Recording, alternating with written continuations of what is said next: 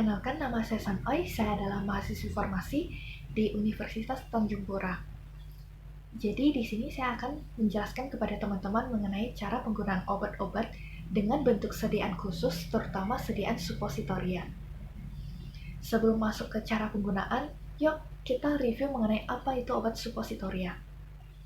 Yang pertama adalah obat. Obat merupakan semua bahan tunggal ataupun campuran yang digunakan oleh makhluk hidup, baik untuk bagian dalam maupun bagian luar tubuh, dengan kegunaan untuk mencegah, meringankan, dan menyembuhkan penyakit. Obat dapat dibagi menjadi beberapa macam.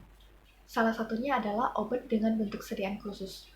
Obat dengan bentuk sediaan khusus terdiri dari inhaler, suppositoria, tablet hisap, tablet kunyah, tablet sublingual, tetes mata, tetes hidung, dan lainnya.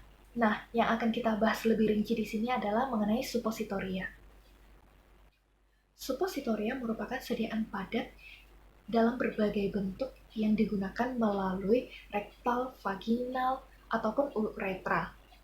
Dan efek yang ditimbulkan pun dapat dibagi menjadi dua, yaitu efek sistemik dan efek lokal. Suppositoria dapat meleleh, melunak, dan melarut dalam suhu tubuh. Keuntungan penggunaan sediaan obat dalam bentuk suppositoria adalah yang pertama, dapat menghindari terjadinya iritasi pada lambung. Yang kedua, dapat menghindari kerusakan obat oleh enzim pencernaan. Dan yang ketiga, dia dapat langsung masuk ke dalam saluran pembuluh darah sehingga akan memberikan efek yang lebih cepat dibandingkan dengan obat yang diberi secara peroral. Dan yang terakhir adalah dapat digunakan untuk pasien yang merasa mual, muntah, atau bahkan tidak sadarkan diri. Selanjutnya kita masuk ke cara penggunaan obat, di mana langkah pertama yang harus kita lakukan adalah mencuci kedua tangan kita dengan sabun agar tangan kita bersih dan tidak menginfeksi nantinya. Seperti yang ada di gambar ini.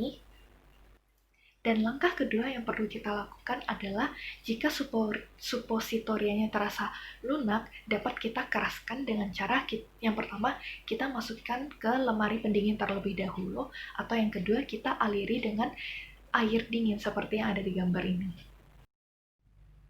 Baik teman-teman, jadi di sini suppositoria yang saya gunakan adalah suppositoria rektal, yang ini, yang bentuknya seperti ini.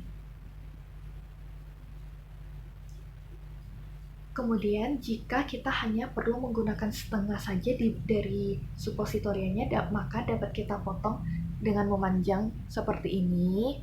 Kita potong bagian tengahnya dengan menggunakan mata pisau yang tajam. Selanjutnya, jika perlu, kita menggunakan sarung tangan untuk menjaga kebersihannya. Kemudian langkah selanjutnya yang perlu kita lakukan adalah melincirkan ujung suppositoria di bagian sini yang agak bulat dengan mencelupkannya ke dalam air atau basahi daerah rektal dengan air dingin, ataupun bisa dioleskan dengan petroleum jelly seperti yang di gambar ini ya teman-teman. Langkah selanjutnya yang perlu kita lakukan adalah berbaring seperti gambar ini. Kaki yang berada di bagian bawah diluruskan saja seperti biasa, sedangkan kaki yang di bagian atas ditekuk hingga sampai ke perut, seperti yang ada di gambar di samping ini ya.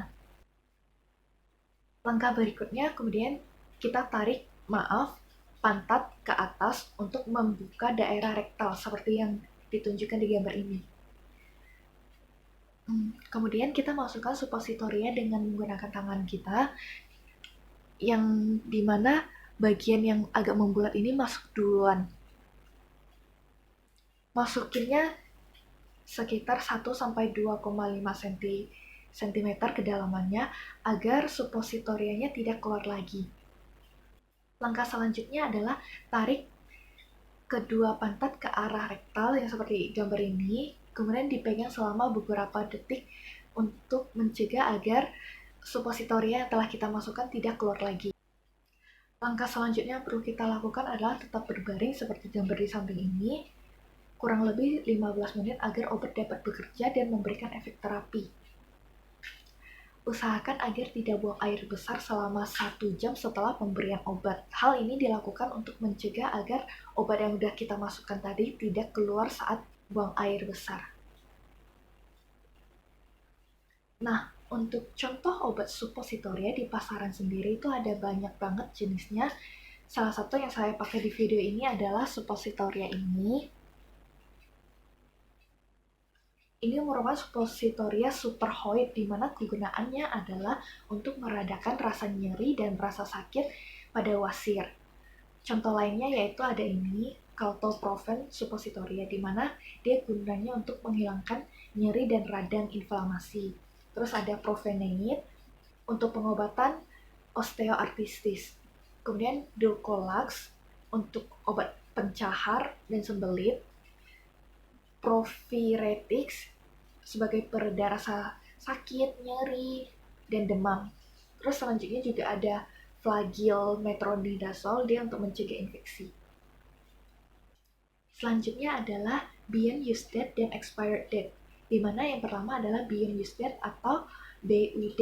Dia merupakan batas waktu penggunaan produk obat setelah diracik, disiapkan, atau setelah kemasan primernya dibuka. Yang dimaksud dengan kemasan primer adalah yang bagian ininya, bagian kemasan yang langsung bersentuhan dengan bagian obat. Kemudian expired day adalah batas penggunaan produk obat setelah diproduksi oleh perusahaan farmasi sebelum kemasannya dibuka. BUD bisa saja sama dengan expired day-nya ataupun bisa lebih singkat dibanding expired day-nya. Untuk expired day biasanya dicatat di bagian kemasannya, sedangkan untuk BUD tidak selamanya dicatat di kemasan. Kegunaan dari BUD dan ED adalah untuk menentukan batasan waktu di mana suatu obat masih berada dalam keadaan yang stabil, di mana dikatakan stabil jika dia memiliki karakteristik kimia, fisika, mikrobiologi, terapeutik, dan toksiologi yang tidak berubah dari spesifikasi yang sudah ditetapkan oleh pabrik farmasi, baik selama penyimpanan maupun penggunaan. Menggunakan obat yang sudah melewati BUD dan expired day atau ED-nya berarti menggunakan obat yang stabilitasnya sudah tidak terjamin lagi. Untuk obat-obat yang sudah melewati masa kadaluarsanya, obat harus dimusnahkan sesuai dengan ketentuan yang diatur dalam Peraturan Pemerintah Republik Indonesia Nomor 72 Tahun 1998. Untuk sediaan suppositoria, karena bentuknya yang padat, maka dia dapat dimusnahkan dengan 4 cara. Di mana yang pertama yaitu dibuang ke tempat penimbunan sampah setelah dikeluarkan dari wadahnya. Tiap harinya tidak boleh melebihi 1% dari limbah rumah tangga.